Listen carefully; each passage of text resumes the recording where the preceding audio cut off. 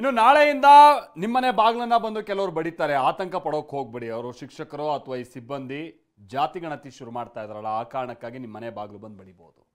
ಹೌದು, ಹಲವು ಅಡೆತಡೆಗಳನ್ನ ಮೀರಿ ಹಿಂದುಳಿದ ವರ್ಗಗಳ ಆಯೋಗ ಜಾತಿ ಗಣತಿಯನ್ನ ಶುರು ಮಾಡ್ತಾ ಇದೆ. ನಾಳೆಯಿಂದ ಶುರುವಾಗ್ತಾ ಇದೆ. ಆದರೆ ಬೆಂಗಳೂರಿನಲ್ಲಿ ಜಾತಿ ಗಣತಿ ಇನ್ನೂ 3-4 ದಿನ ವಿಳಂಬ ಆಗುತ್ತೆ. ಅದಕ್ಕೆ ಕಾರಣ ಏನು ಅದನ್ನು ನೋಡೋಣ. ಅದ್ರ ಜೊತೆಗೆ ನೀವು ಕೂಡ ಬಹಳ ತರಾತುರಿಯಲ್ಲಿ ನಮ್ಮ ಜಾತಿ ಇದು ಮತ್ತೊಂದು ಅನ್ನುವಂಥದ್ದನ್ನು ಬರ್ಸೋದಕ್ಕಿಂತ ಮುನ್ನ ಕೆಲವೊಂದು ಪ್ರಶ್ನೆಗಳಿಗೆ ಉತ್ತರ ಕೊಡಬೇಕಾಗುತ್ತೆ. ಅಲ್ಲಿ ಏನೇನು ಪ್ರಶ್ನೆಗಳಿರುತ್ತವೆ, ಯಾವ ರೀತಿಯಾಗಿ ಯೋಚಿಸಿ ನೀವು ಅದಕ್ಕೆಲ್ಲ ಉತ್ತರ ಕೊಡ್ತಾ ಹೋಗ್ಬೇಕಾಗುತ್ತೆ. ಓವರ್ ಆಲ್ ಆಗಿ ಈ ಜಾತಿ ಗಣತಿ ಹೇಗೆ ನಡೀತಾ ಹೋಗುತ್ತೆ, ಬನ್ನಿ ರಿಪೋರ್ಟಲ್ಲಿ ನೋಡ್ಕೊಂಡು.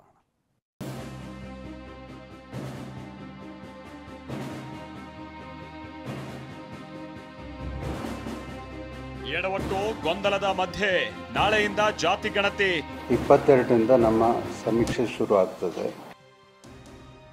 ಬೆಂಗಳೂರಿನಲ್ಲಿ ಸಮೀಕ್ಷೆ ಇಲ್ಲ, 3-4 ದಿನ ವಿಳಂಬ. ಕ್ರಿಶ್ಚಿಯನ್ ಜೊತೆಗಿನ ಹಿಂದೂ ಜಾತಿ ತೆಗೆಯದ ಆಯೋಗ. ಹೈಡ್ ಮಾಡೋದು ಏನಂತಂದ್ರೆ ಅದು ಹೋಗಲ್ಲ, ತೆಗೆದು ಹಾಕೋಲ್ಲ, ಅದು ಅಲ್ಲೇ ಇರ್ತದೆ. ಕ್ರಿಶ್ಚಿಯನ್ ಜೊತೆ ಹಿಂದೂ ಜಾತಿ ಬರೆಸಲು ಇಚ್ಛಿಸಿದ್ರೆ ಅವಕಾಶ. ಯಾರಾದ್ರೂ ಬಂದು ತನ್ನ ಇಂಥ ಕ್ರಿಶ್ಚಿಯನ್ ಅಂತ ಹೇಳಿದ್ರೆ ಹಾಗೆ ರೆಕಾರ್ಡ್ ಅಂತ.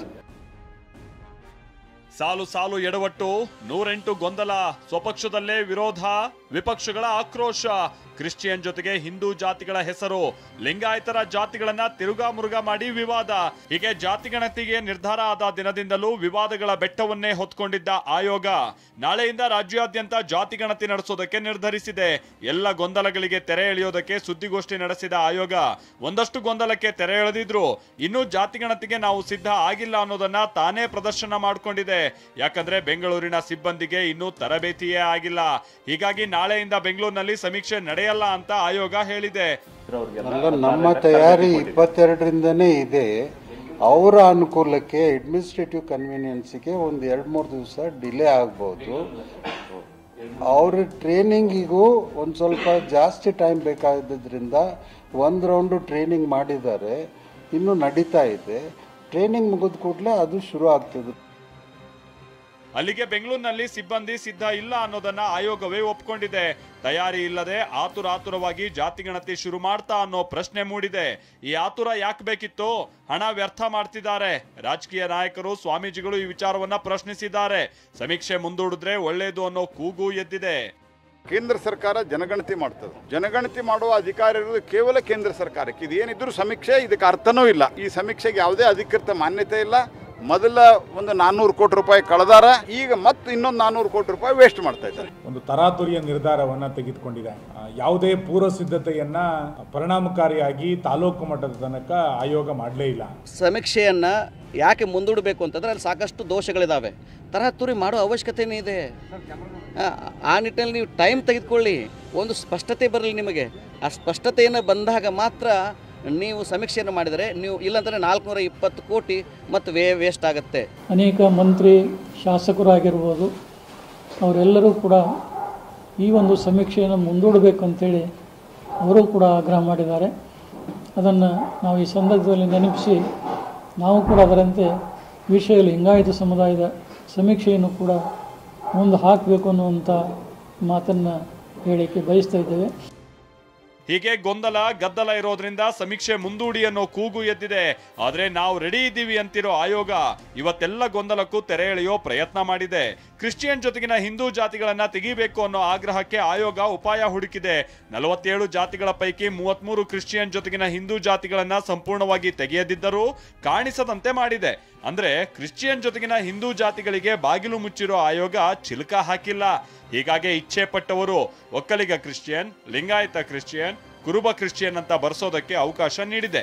ಜನ ಅವರ ಇಚ್ಛೆಯಂತೆ ಜಾತಿಯನ್ನ ಬರೆಸಬಹುದು ಅಂದಿದೆ.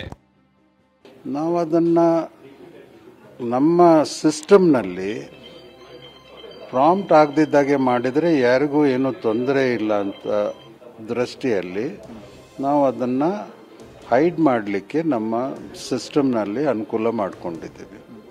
ಹೈಡ್ ಮಾಡೋದು ಏನಂತಂದರೆ ಅದು ಹೋಗೋಲ್ಲ, ತೆಗೆದು ಹಾಕೋಲ್ಲ, ಅದು ಅಲ್ಲೇ ಇರ್ತದೆ. ಯಾರಾದರೂ ಬಂದು ತನ್ನ ಇಂಥ ಕ್ರಿಶ್ಚಿಯನ್ನು ಅಂತ ಹೇಳಿದರೆ ಹಾಗೆ ರೆಕಾರ್ಡ್ ಅಂತ. ನಾವು ಯಾರಿಗೂ ಪ್ರಿವೆಂಟ್ ಮಾಡಲ್ಲ. ಅದು ಸ್ವ ಇಚ್ಛೆಯಿಂದ ಅವ್ರು ಏನು ಹೇಳ್ತಾರೆ ಅದನ್ನು ರೆಕಾರ್ಡ್ ಮಾಡ್ತೀವಿ. ಪಾಕಿಸ್ತಾನದವನು ಅಂತ ಹೇಳಿದ್ರೆ ಬರ್ತ್ಕೊಳ್ತೀರಾ? ಅಶೋಕ್ ಪ್ರಶ್ನೆ. ಕ್ರಿಶ್ಚಿಯನ್ ಜೊತೆಗಿನ ಹಿಂದೂ ಜಾತಿ ಹೆಸರನ್ನ ತೆಗೆಯದೆ ಕುತಂತ್ರ ಮಾಡ್ತಿದ್ದಾರೆ ಅಂತ ಗುಡುಗಿರುವ ಅಶೋಕ್ ಬರೆಸಲು ಅವಕಾಶ ಕೊಟ್ಟಿದ್ದೇಕೆ ಅಂತ ಪ್ರಶ್ನಿಸಿದ್ದಾರೆ. ಏನ್ ಬೇಕಾದ್ರೂ ಬರ್ಸ್ಬೋದು ಅಂದ್ರೆ ಪಾಕಿಸ್ತಾನ ಅಂತ ಬರ್ಸಿದ್ರು ಬರ್ಸ್ಕೊಳ್ತೀರಾ ಅಂತ ಗುಡುಗಿದ್ದಾರೆ. ಅವ್ರೇನಾದ್ರೂ ಈ ಕ್ರಿಶ್ಚಿಯನ್ ಬಗ್ಗೆ ಹೇಳಿಕೆ ಕೊಟ್ರೆ ನಾವು ಬರ್ಕೊಂತೀರಿ, ತೆಗೆದುಹಾಕಿದ್ರು ಬರ್ಕೊಂತೀರಿ ಅಂತ ಹೇಳಿದ್ದಾರೆ. ಇದು ಈ ಸರ್ಕಾರದ ಕುತಂತ್ರ ಬಟಾ ಬಯಲಾಗಿದೆ. ಹಂಗಾರೆ ಅವನು ಹೇಳ್ತಾನೆ, ಈ ಸಮೀಕ್ಷೆಯಲ್ಲಿ ಹೇಳ್ತಾನೆ, ನಾನು ಪಾಕಿಸ್ತಾನದವನು ಅಂತ ಹೇಳ್ತಾನೆ, ಬರ್ಕೊಂತೀಯಾ? ಆದ್ರೆ ಯಾವುದೂ ಸಮಸ್ಯೆ ಇಲ್ಲ, ಗೊಂದಲ ಇಲ್ಲ ಅಂತಿರೋ ಆಯೋಗ ನಾಳೆಯಿಂದಲೇ ಜಾತಿ ಗಣತಿ ನಡೆಸ್ತಾ ಇದೆ. ಇದಕ್ಕಾಗಿ ಸಿದ್ಧತೆಯನ್ನು ಮಾಡಿಕೊಂಡಿದೆ. ಹಾಗಾದ್ರೆ ಆಯೋಗದ ಸಿದ್ಧತೆ ಹೇಗಿದೆ ಅಂತ ನೋಡೋದಾದ್ರೆ, ನಾಳೆಯಿಂದ ರಾಜ್ಯಾದ್ಯಂತ ಜಾತಿ ಗಣತಿ ಆರಂಭ ಆಗಲಿದೆ. ಬೆಂಗಳೂರು ಹೊರತುಪಡಿಸಿ ಉಳಿದ ಜಿಲ್ಲೆಗಳಲ್ಲಿ ಸರ್ವೆ ನಡೆಯಲಿದೆ. ಇದು ಜಾತಿ ಗಣತಿ ಅಲ್ಲ ಎಂದಿರೋ ಆಯೋಗ ಕೇವಲ ಸಾಮಾಜಿಕ, ಶೈಕ್ಷಣಿಕ ಮತ್ತು ಆರ್ಥಿಕ ಸ್ಥಿತಿ ತಿಳಿದುಕೊಳ್ಳೋ ಸಮೀಕ್ಷೆ ಅಂತ ಸ್ಪಷ್ಟಪಡಿಸಿದೆ. ಈಗಾಗಲೇ 2 ಕೋಟಿಗಿಂತ ಹೆಚ್ಚು ಮನೆ ಲಿಸ್ಟ್ ಮಾಡಿ ಜಿಯೋ ಟ್ಯಾಗಿಂಗ್ ಮೂಲಕ ಪ್ರತಿ ಪ್ರದೇಶವನ್ನ ಬ್ಲಾಕ್ ಅಂತ ಗುರುತಿಸಲಾಗಿದೆ. 1,61,000 ಬ್ಲಾಕ್ ಇದ್ದು ಒಂದು ಬ್ಲಾಕ್ನಲ್ಲಿ 130 ರಿಂದ 140 ಮನೆಗಳಿದೆ. ಶಿಕ್ಷಕರು ಮನೆ ಮನೆಗೆ ಭೇಟಿ ನೀಡಲಿದ್ದಾರೆ. ಆಧಾರ್ ಕಾರ್ಡ್ ಕಡ್ಡಾಯ ಮಾಡಲಾಗಿದ್ದು 60 ಪ್ರಶ್ನೆಗಳನ್ನ ಸಿದ್ಧಪಡಿಸಲಾಗಿದೆ. ಉದ್ಯೋಗ, ಧರ್ಮ, ಶಿಕ್ಷಣ, ಜಮೀನು ಸೇರಿದಂತೆ 60 ಪ್ರಶ್ನೆ ಕೇಳಲಾಗುತ್ತೆ. ಜಾತಿ ಗಣತಿ ವೇಳೆ ಜನ ಆಧಾರ್ ಕಾರ್ಡ್, ಪಡಿತರ ಚೀಟಿ ಕೊಟ್ಟು ಮಾಹಿತಿಯನ್ನ ನೀಡಬೇಕು. ಸಮೀಕ್ಷೆ ವೇಳೆ ಮೊಬೈಲ್ ನಂಬರ್ ಲಿಂಕ್ ಮಾಡಲಿದ್ದಾರೆ. ಆಯೋಗದ ಸಹಾಯವಾಣಿ 805077000004 ಸಂಖ್ಯೆಗೆ ಕರೆ ಮಾಡಿ ಮಾಹಿತಿಯನ್ನ ನೀಡಬಹುದಾಗಿದೆ. ವೆಬ್ಸೈಟ್ ಮೂಲಕವೂ ಮಾಹಿತಿ ಹಂಚಿಕೊಳ್ಳೋಕೆ ಅವಕಾಶವನ್ನ ನೀಡಲಾಗಿದೆ. 22ರಿಂದ ನಮ್ಮ ಸಮೀಕ್ಷೆ ಶುರು ಆಗ್ತದೆ. ನಾವು ಎಲ್ಲ ತಯಾರಿಯನ್ನು ಮಾಡ್ಕೊಂಡಿದ್ದೀವಿ. ಸಮೀಕ್ಷೆ ಸಾಮಾಜಿಕ, ಶೈಕ್ಷಣಿಕ, ಆರ್ಥಿಕ ಸ್ಥಿತಿಗಳನ್ನು ತಿಳ್ಕೊಳ್ಳುವ ಸಮೀಕ್ಷೆ. ಒಟ್ನಲ್ಲಿ ಆಯೋಗವಂತೂ ನಾಳೆಯಿಂದ ಸಮೀಕ್ಷೆ ನಡೆಸಲಿದೆ. ನಾಳೆ ಬೆಳಗ್ಗೆ ಶಿಕ್ಷಕರು ನಿಮ್ಮ ಮನೆ ಬಾಗಿಲು ತಟ್ಟಲಿದ್ದಾರೆ. ನೀವು ನಿಮ್ಮ ವಿವರ ನೀಡೋದು ಮಾತ್ರ ಬಾಕಿ. ಪ್ರಸನ್ನ, TV9 ಬೆಂಗಳೂರು.